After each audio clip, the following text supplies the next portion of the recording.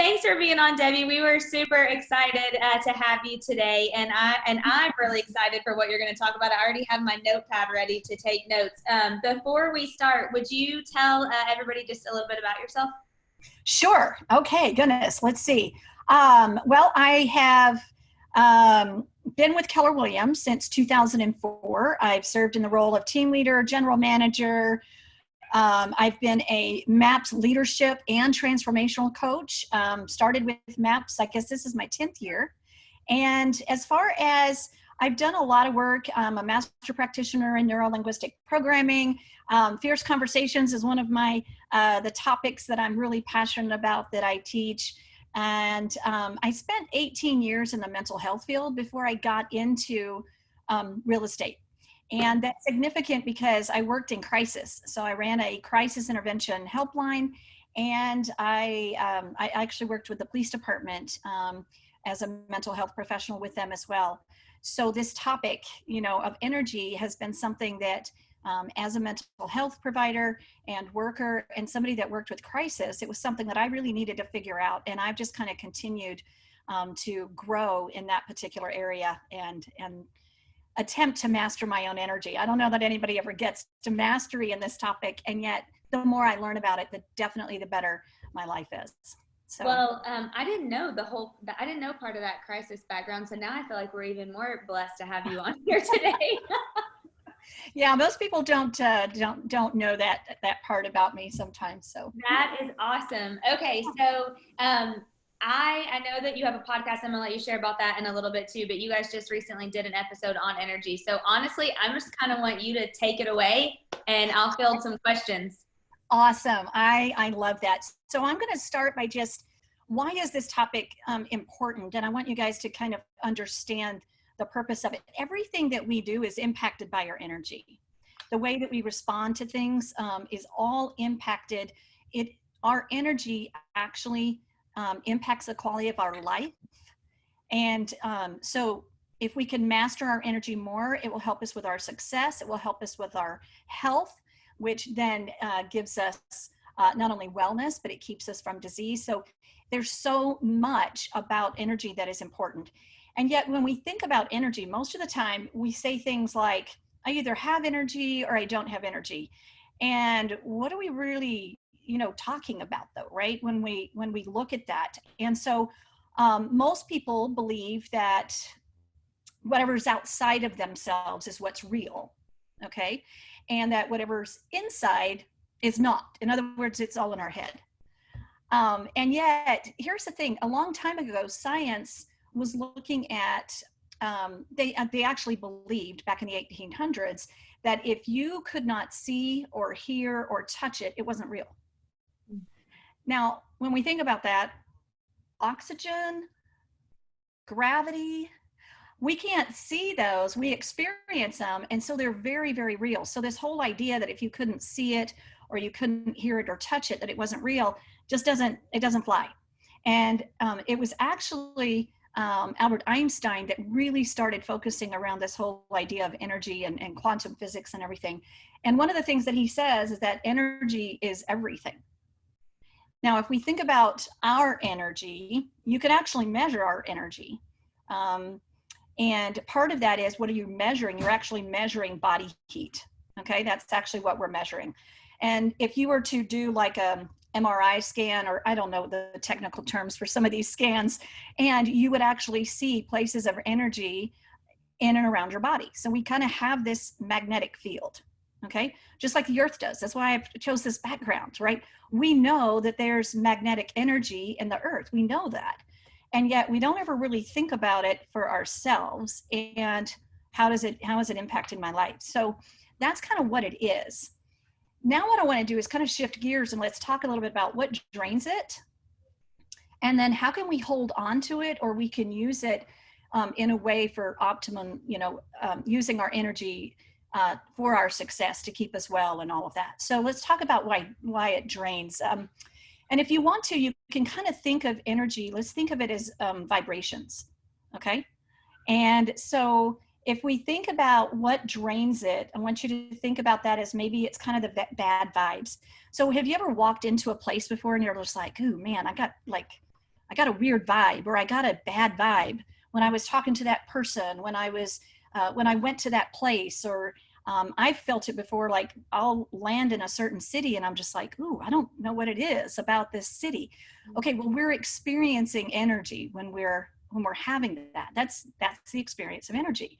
And yet what we need to understand is then if it's a bad vibe, we're not in harmony with everything. In other words, something in us is just not working for ourselves. Okay, so some of the things that interferes with our energy environment.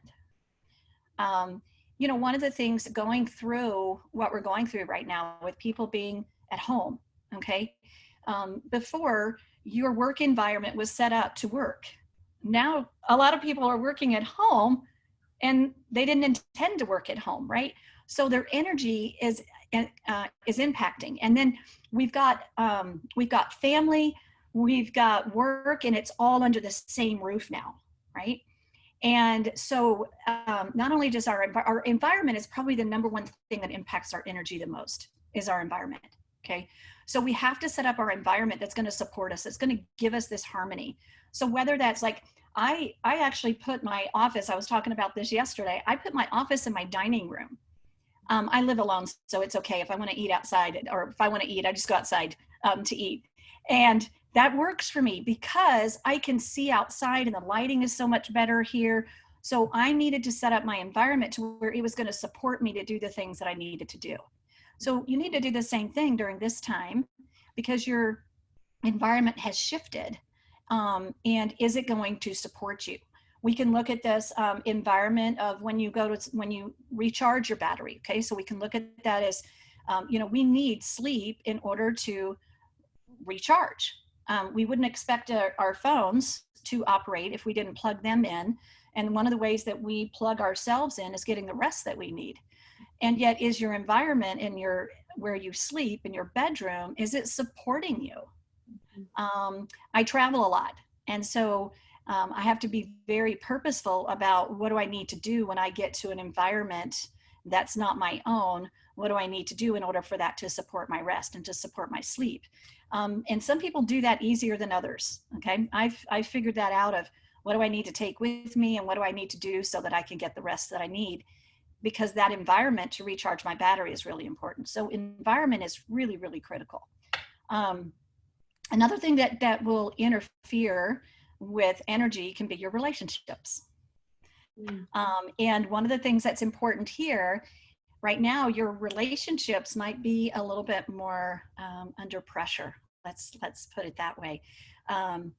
And so anytime that maybe there's something going on in the relationship, that's going to be taking away more of your energy. It's going to drain it. So this is where fierce conversations comes in, really learning how to communicate effectively to where you can be heard. That's going to have a huge impact, not only on your relationships, but on your energy.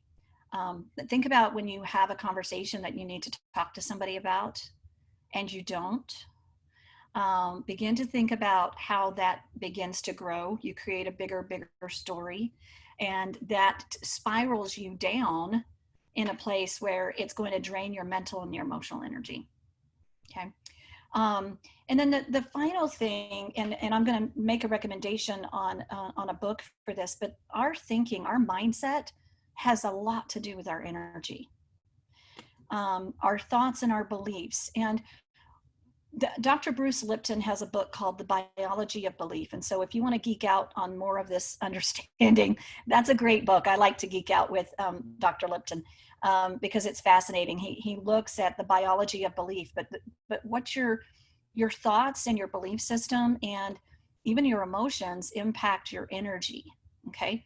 In fact, let's take a look. I want to give you an example of this as far as, how our thoughts can impact our energy, and then even how our feelings are coming into that. Okay, so first of all, our feelings are simply energy that's we're having an interaction with. Okay, so let's look at this. You'll love this. You'll love this example, Dana. Let's say that you've got one of your favorite shoe stores is having an incredible sale. Okay. And you go in and you have found 10 different styles of shoes. All of the shoes, though, are the same price. All of them are your size. They fit perfectly. Okay. You're getting excited. I can tell already. I'm And into the yet, story. I know, I figured you'd like this example. And yet you're only allowed to leave with one pair, one choice. Okay. And so ultimately, which pair do you choose? Be You're hard. probably, yeah, you're probably going to pick the pair though that it's the way it makes you feel. Mm-hmm. You're going to go with the feeling. You're going to pick the one that makes you feel the best, right? That's the feeling, okay, interacts with your energy. Does that make sense? Yep. Yep. So those shoes gave you a good vibe. Okay. And so your emotions and the way that you think absolutely, not only do they impact the way you behave, so in that case, you actually bought those shoes because of the way they made you feel, right? So our emotions and our feelings actually put us into action. So you can see how important it is to control your thoughts and your beliefs and how it impacts that. Okay, you want me to keep going or you want me to pause on Yep. that? Well, actually, let me ask you just a couple of questions really quickly. Absolutely. Okay, so is this similar or does this have to do with the law of attraction? Someone is asking. Yeah, I think it definitely does, because energy attracts energy. Okay. So it's this idea of what is the energy that you're putting out there. You're going to draw, that's what you're going to attract. Okay.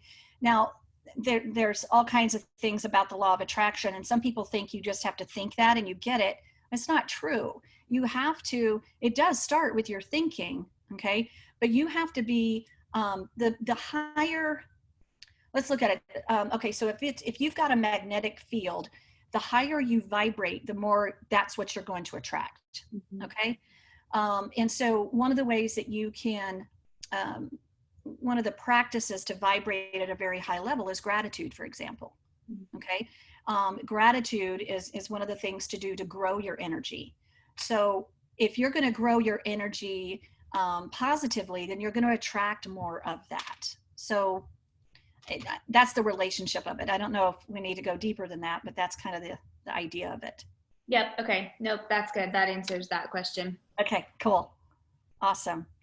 Let's see. I'm just trying to fill through. I'm going to let you provide your email address and all that at the end. People are wanting to contact you. Okay. So, keep going. We'll do that Okay. again. All right. So I think you guys get the idea of those are the things that draw.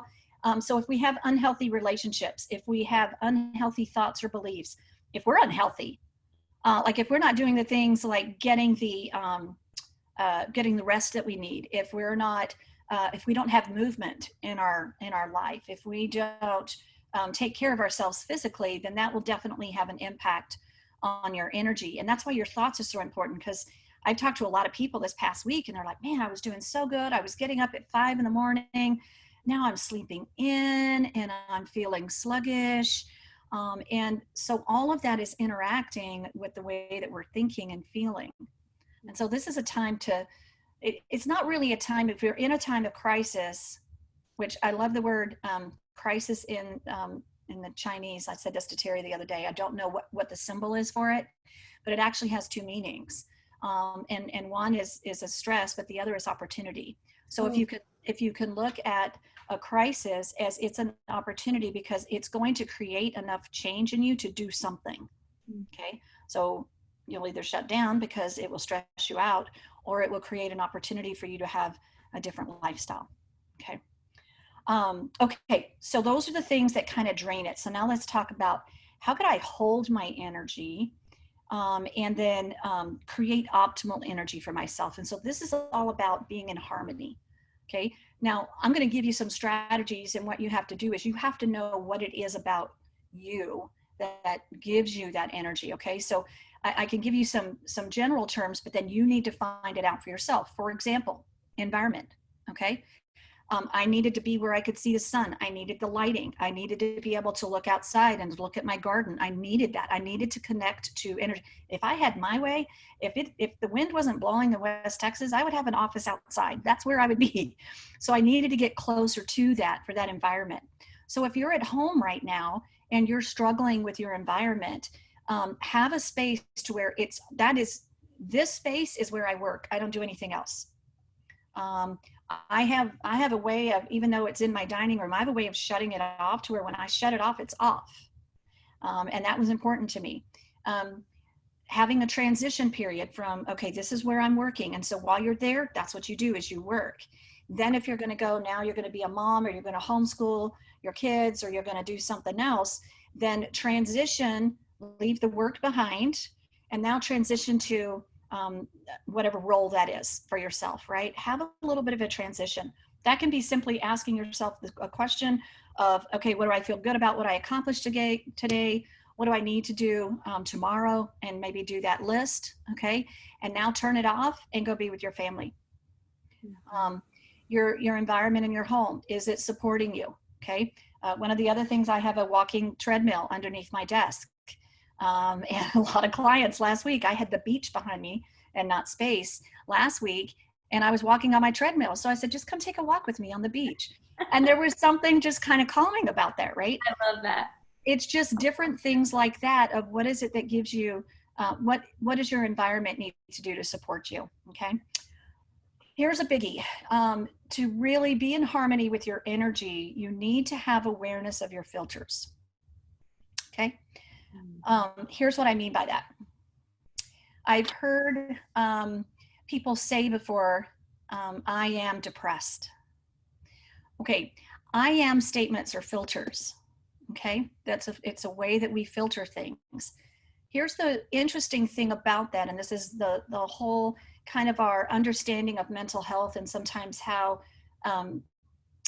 unfortunate it is that we wouldn't, if I broke my arm, I wouldn't say I am a broken arm. That would be crazy. Mm-hmm. And yet depression is simply a mental state that we're in. And yet when we use an I am statement, we're making it part of our identity. And that is the way that your brain works. If you constantly tell it that you are something, it will begin to produce the chemicals because you're telling it, I am depressed. So using I am statements, be very careful of that, of I am statements. I'm sorry, Debbie, I think that's huge right now because so many people are using I am statements. Yes. And they're, it can creep in, it can stay in your head. I mean, especially just with what we're experiencing right now. That's right. That's right. And so saying things like, I am stuck at home. Okay, well, what's the energy that's going to be behind that if you say that, right? If you say, I am safe at home with the love and the support of my family, that's going to produce a lot, a different energy than I'm stuck at home. Okay, so be very, very careful with I am statements. This might be a place where if you have an accountability partner or even somebody that you live with, pay attention to what those I am statements are. When you hear kids use I am statements, this is huge. This is an opportunity to correct those. And be careful of the I am statements that you say around other people. Another place of filters, and we all do this because we have so much information coming in at us, we filter the information that comes in through, our brain does, because if not, it would shut down. So just to give you an example, we have about 2 million bits of data that come in at us for every second. I want you to imagine bringing all of that in. If you were a computer, you would so shut down in a heartbeat, you would shut down. So our brain has to filter things out. And one of the most important filters is our context filter. And our context is made up of our opinions, our beliefs, and our attitudes. And when we hold on to those long enough, they become our truth. Okay. So part of that, any context could be proven. We just have to, is that context moving me towards what I want, or is it moving me away from that? So that's another place where we need to do that. And then we've got other filters in our brain. Sometimes we just delete the information. We just delete it totally, okay? Our context filter distorts the information that we're bringing in because we put it in through what our own belief system is. But sometimes we just delete the information. This is where the RAS comes in. So if you've ever bought that car, right, or a pair of shoes or a pair of jeans, and you're just like, nobody has these. And then you buy them and you're like, oh my gosh, everybody has these. Where'd that come from? that was there all along. Your brain just deleted the information because it wasn't important. Okay, so it deletes it. And then our brains are always looking to conserve energy, especially in a time of stress. When we're in a stressful state, our brain is trying to protect us. And so it will, it wants to use the quickest pathway. So we call that generalizing. And so if you've done something one way before, the brain's just going to do that the same way because it takes energy to change it. Okay. All right. And so one last thing I'll share, and then I'll take any questions that you guys have. The practice of a positive mindset and gratitude is absolutely huge. Yeah. We did do a podcast on this one, and Dana, happy to provide that podcast to you so that you can send that out to everybody. But that's great, Debbie, because we are going to send some follow-up stuff. Okay, cool. Because we talked about in this one of what are the daily habits to have a positive mindset. And in there, I'm talking about we have a spiritual and a mental and emotional and a physical part of us that we have to feed, basically. That's where our energy comes from. And so having a positive mindset involves all 4 of those areas of our life. And it will start with gratitude. Yeah, okay? I love that. So, okay, I know that was a lot of information. So good. I took an entire page and a half of notes. Okay, so actually someone said yes to what you said, Melissa. The power of life and death is in the tongue. That's biblical. So really what you speak. And then, okay, we got another question. What does that transition time look like when one lives alone? Oh, good question. Because I live alone. Yeah, I do have family. I have family with me here. So the transition time could be just, there's different things that I do. Part of mine involves going outside. Like when I'm done with work, I go outside. And usually I'm barefoot. I just like to walk around barefooted. Unless it's super cold and snow and ice, and then I'll put shoes on.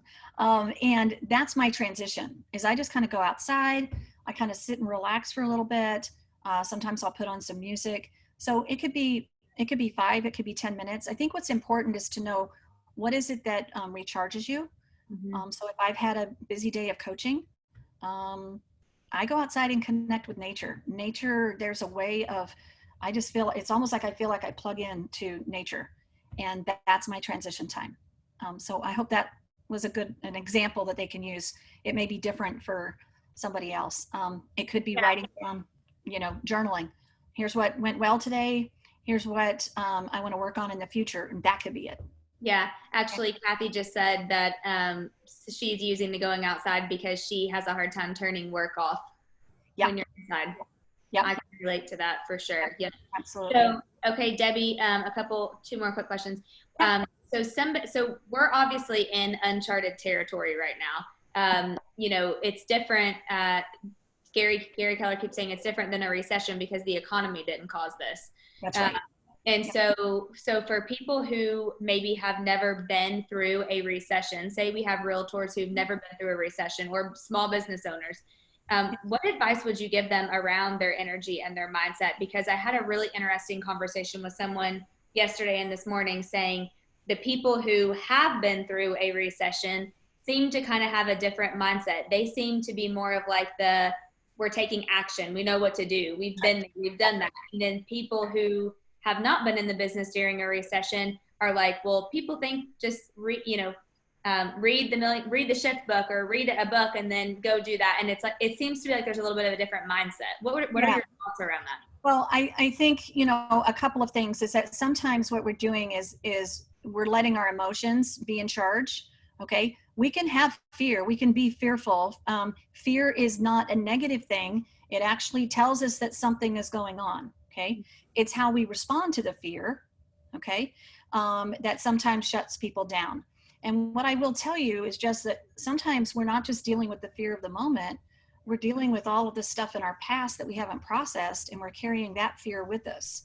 So it's almost like the emotion of today acts like a magnet for everything else that we really have never processed or gotten rid of. Because as a country and as a society, we don't learn how to process our emotions. Okay. Yeah. So part of it is that you can have the emotion, but what's the lesson that needs to be learned? And then what action can you take? In other words, what can you control? Mm-hmm. I can't control anything except for the actions that I take. Okay. That's what I can control.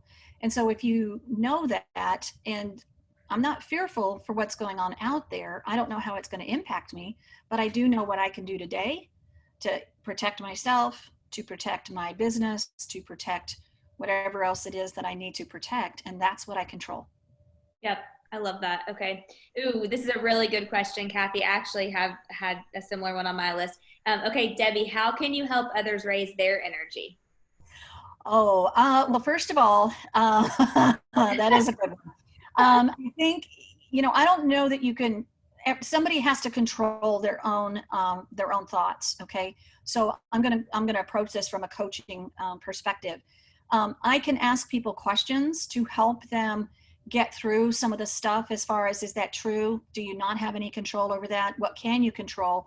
And as a result of me asking the questions, they get themselves in the state that they need to be in order to make the change. I didn't make the change though. I want to just make sure I'm not that powerful, okay, to cause somebody else to do anything. I went through 2 marriages attempting that one, and neither one of them worked. I'd be a millionaire if I'd figured that one out, right? You can't change other people. You just can't. So the way that you can impact them though is by taking care of your own energy. If I take care of my energy, I'm going to attract other people that of like energy. I can only take care of me. If I've got somebody around me that has low energy, I can't give them mine. Okay. All I can do is meet them where they're at and support them where they're at, and maybe give them questions to have them look at things differently so that they can create that in themselves. Yeah, I love that. I think that's one of my very favorite things about you. And Terry, both you guys are so masterful at the question asking. I mean, it makes you feel like you did change that person, but really it's the questions that you ask that help somebody. Yeah, I think that's awesome. Okay, wow. So we're a couple minutes over. Sorry, I just couldn't stop because that was so good. Okay, Debbie, tell everybody how we already put your email. Thank you, Heather, in the chat. Oh, Because people perfect. asked for that. But how else can they find you? And then tell them about your podcast. Yes. Okay. So Matters of Influence is the name of the podcast. We also have a website by the same name that's got lots more information about me and Terry on there, and a couple of resources. So, but Matters of Influence, you can find it on anywhere where you get your podcast. So, Awesome. and it's Perfect. all kinds of topics, some like this as well. So, okay. Thank you so much, Debbie. This was great. I feel like we need to have a part 2 to this, but My pleasure. I'll help any way that I can. So awesome. Oh, Blair that, just shared your link to your podcast in the thank you. chat. Thank you so much, Blair. Appreciate it. Appreciate you, and everybody. Stay healthy, stay positive, and keep your energy up. Yeah, awesome. Thank you, Debbie. Thank you so much. Everyone's saying thank you, thank you. You did a great job.